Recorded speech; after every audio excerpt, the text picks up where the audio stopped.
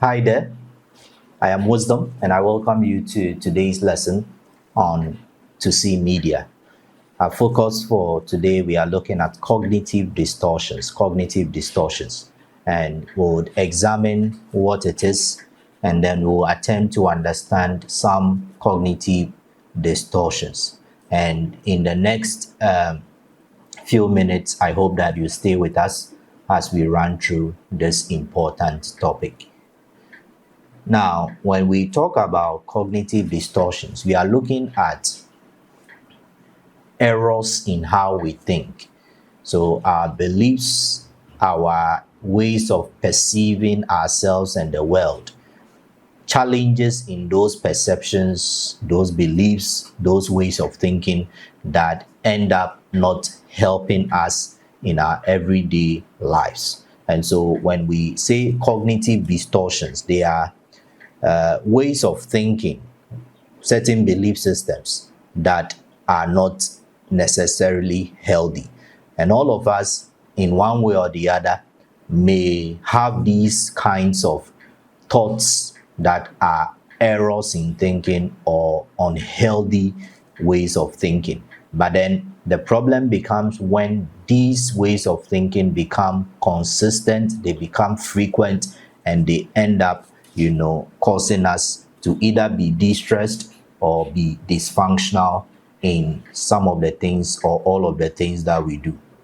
And so the distortions in our thoughts, our reasoning, our perceptions, and all that may stem from past experiences. And so for someone who has probably been abused over time in the early part of their lives as children, they may begin to develop this sense of, I am worthless and nobody cares about me, and all that because of the past experiences. And so some of the thoughts, some of the beliefs we have of ourselves and our world may stem from past negative experiences. Sometimes, too, it may be due to some, mental health conditions by themselves, that are leading to those defeating beliefs for ourselves and probably about others. And so while it is natural that sometimes we'll have irrational beliefs or irrational thoughts, unhealthy thoughts,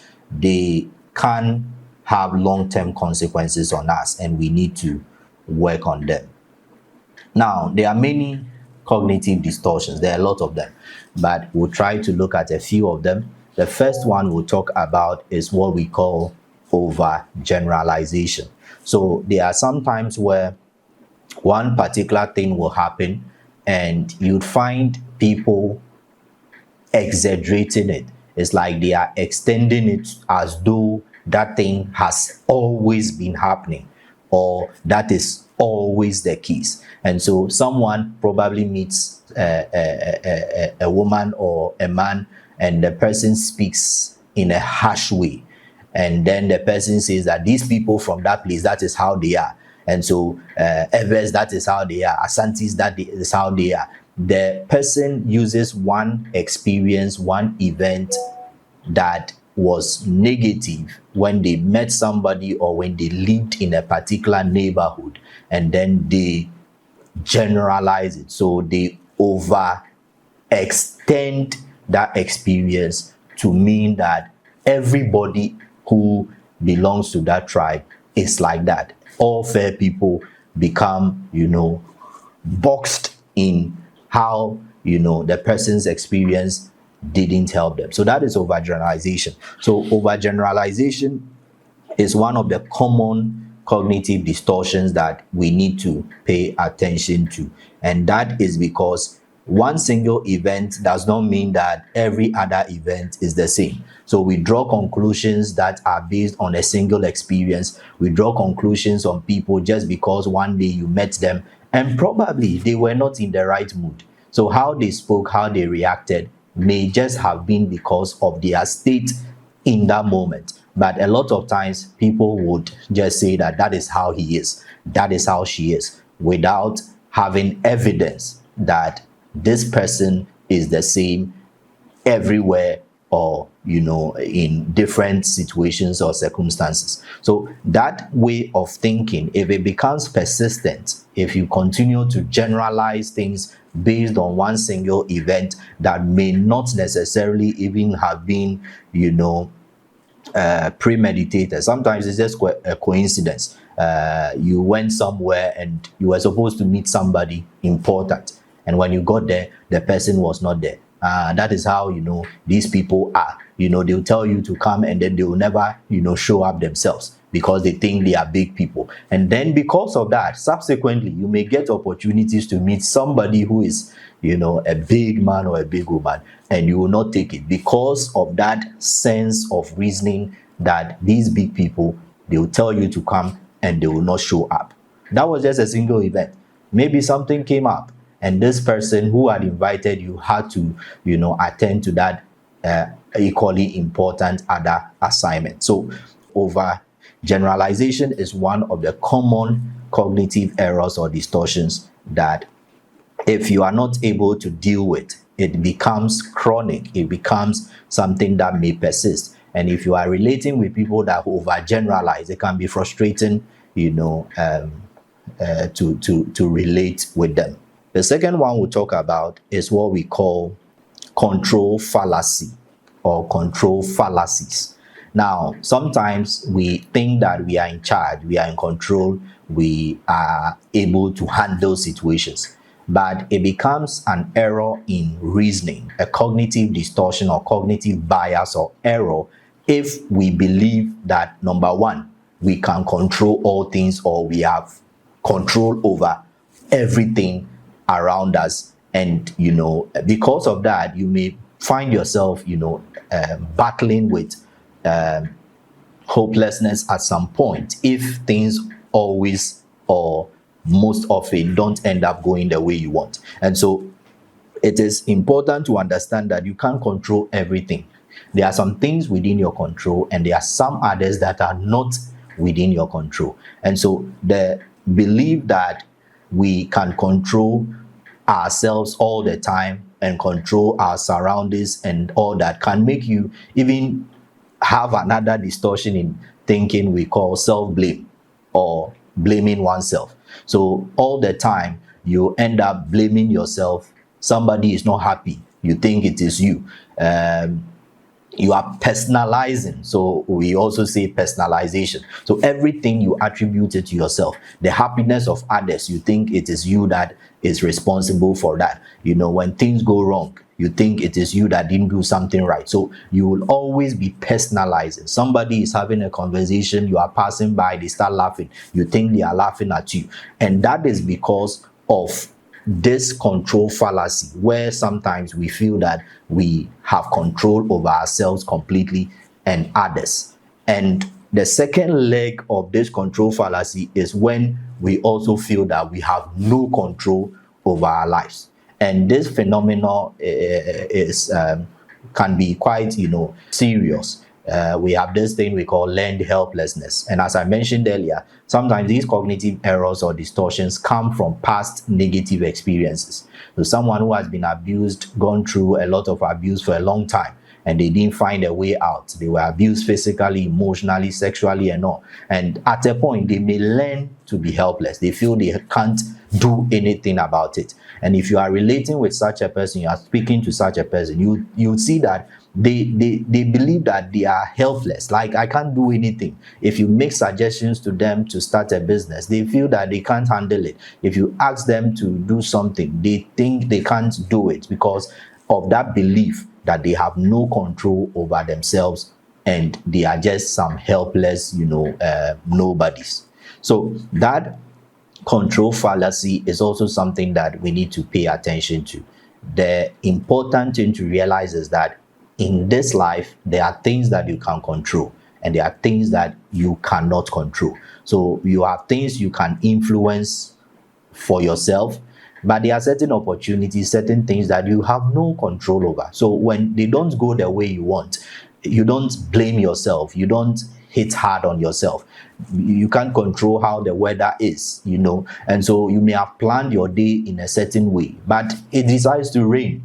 the time you were supposed to set off, it starts raining. You can't control the rain. The best you can do is to pray that God will let the rain stop. But if it does not stop, it is not your fault, because you cannot control some of the things that happen in your life. And the fact that there were things also that you tried to do, but you couldn't get them done well. Relationships that broke up, though you thought you were the right person and the good person and all. It does not mean that you have no ability to make things work going forward.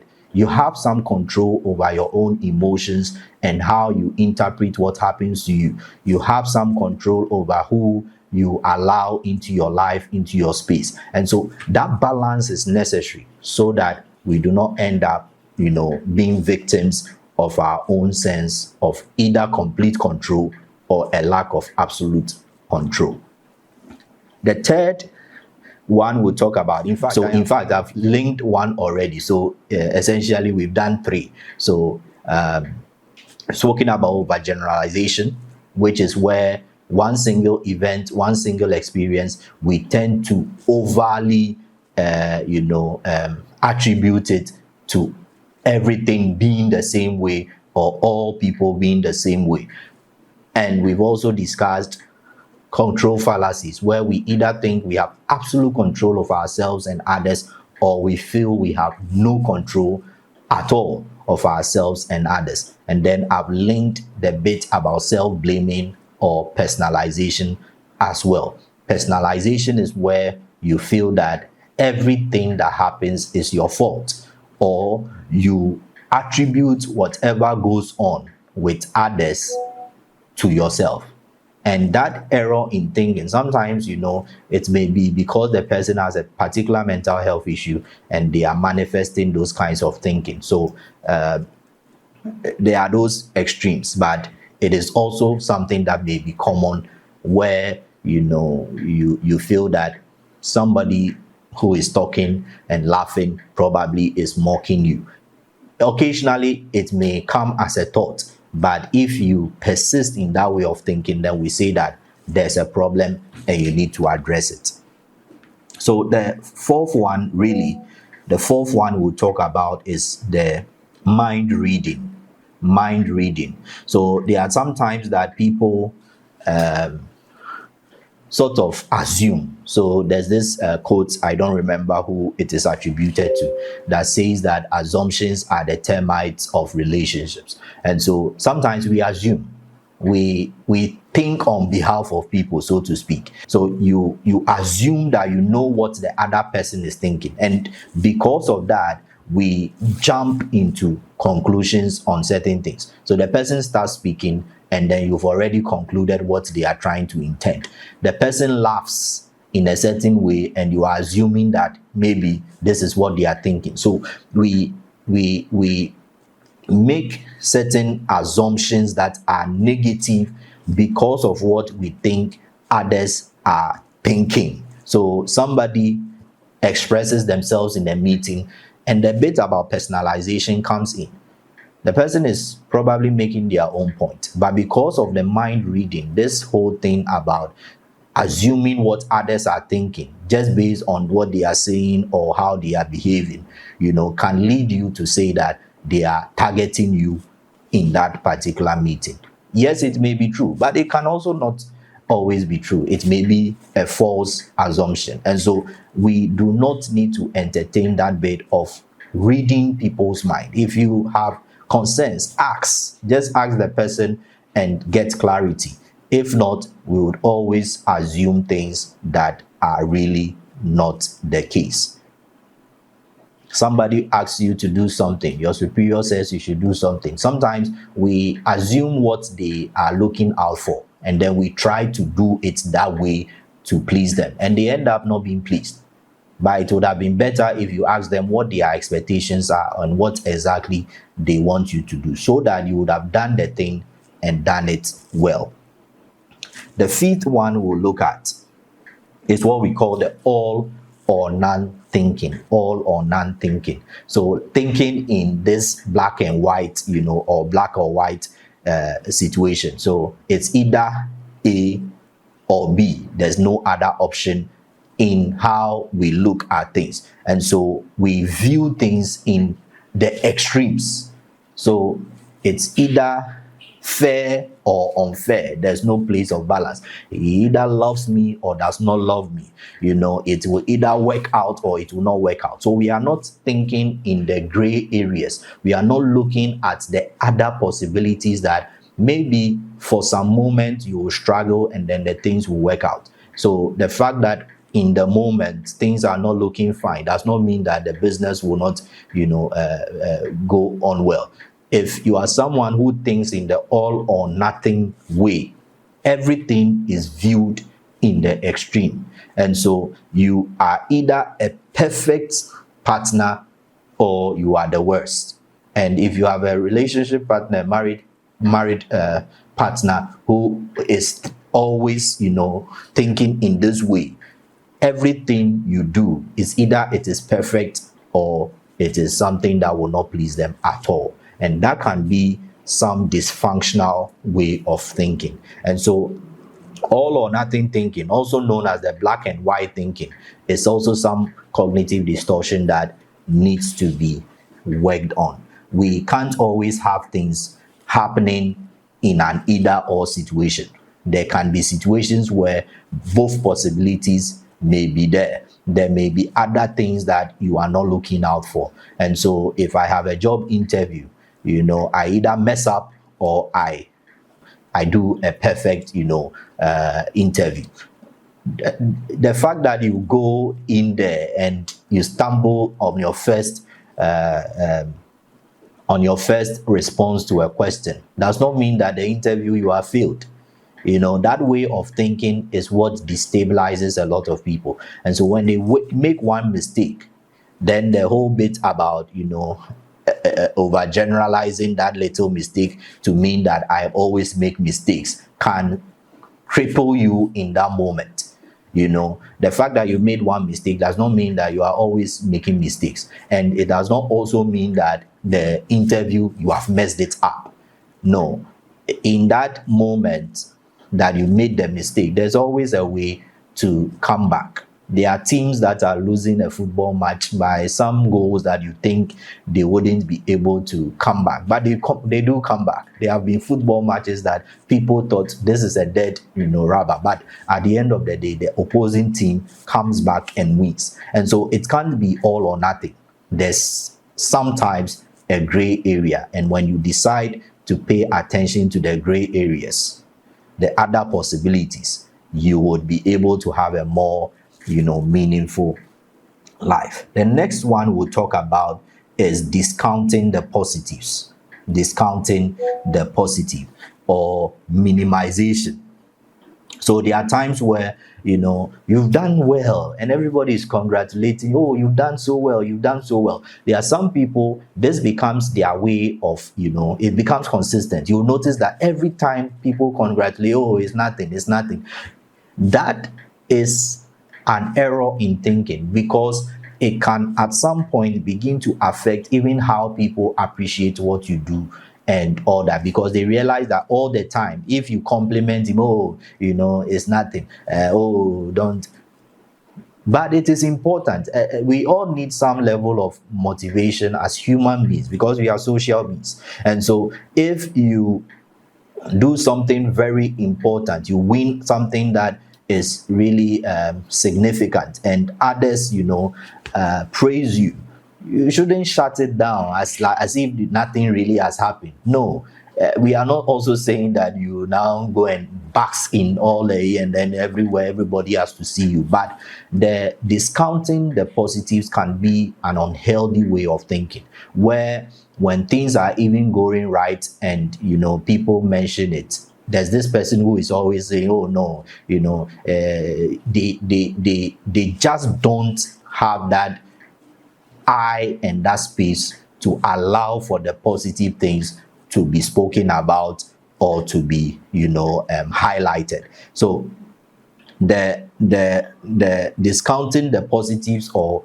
minimization can be something that is unhealthy, and we need to also pay attention to it. You need to see that certain things that happen are positive. There are some spouses, they never see the good in their partner, and that is the problems in the marriage. She dresses well, he dresses well, no compliments, because you are not, they are always seeing the negative side of things. And even if they are positive things, they just shut it down. The business, you are making some little profit, but the person does not want to count it for anything, because it is not the high level of profit they were looking out for. If you can't appreciate the little things, then even when the big ones come, you will not be able to appreciate them. As I mentioned, there are a lot of these cognitive distortions, and if you understand them, it can help you to begin to shape yourself, because you become more self-aware. And then when you notice that some of these distorted thinking patterns, the cognitive biases, are some things that you observe about yourself or about others, then you can find a way of working around them. So the next one we can also talk about, and probably the last but one I'll share, is what we call mental filtering. And that, you'll find that some of them connect with one another. So disqualifying the positives or discounting the positive. Mental filtering is quite, associated or similar. Mental filtering is when you focus on only the negative aspects of things and ignore the positive parts. So there's somebody who, in a certain meeting, or you had a presentation and you really spoke well, you really did well, but maybe later you realize that there was some dirt on your shirt you didn't notice early. Now the person's whole mind and focus is on that dirt, and people saw it, and all that. The focus is on just the negative part. It may just be some little error they made while they were speaking.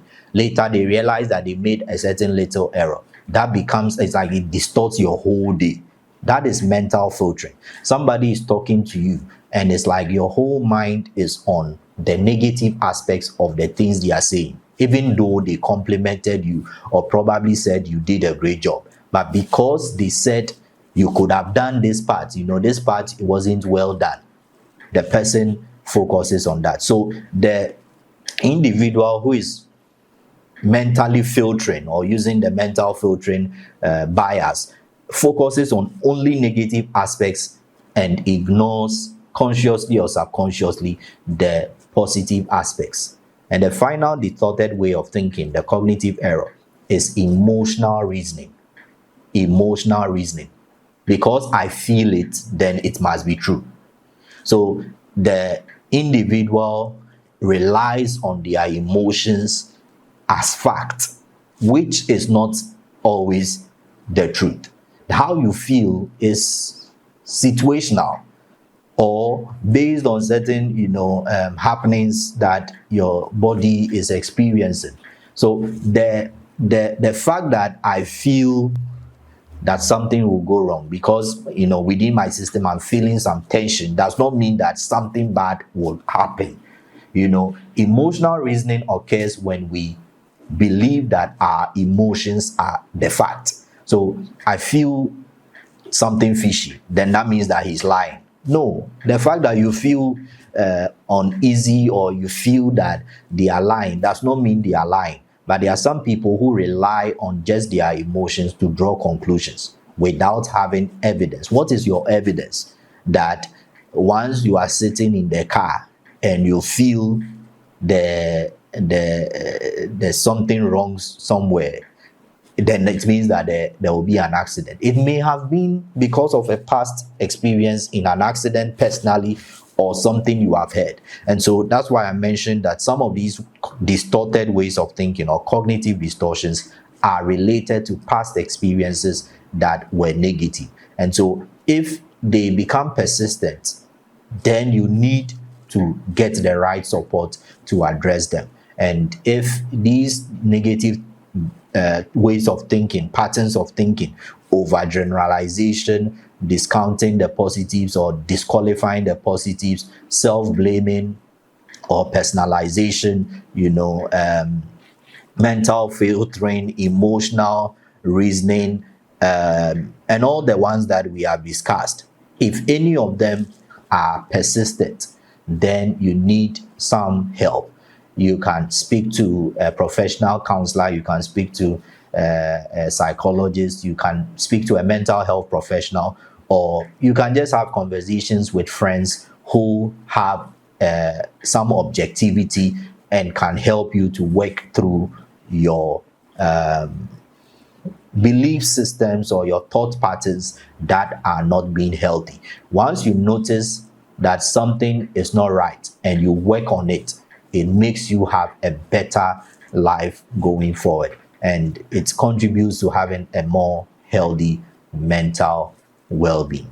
Thank you so much for making time for today's conversation on cognitive distortions. I hope it has been helpful. In another session or video upload, we would look at some of the key ways to address these cognitive distortions, and I'll be sharing some worksheets that can help you. Thank you so much and have the best of your day. Bye bye.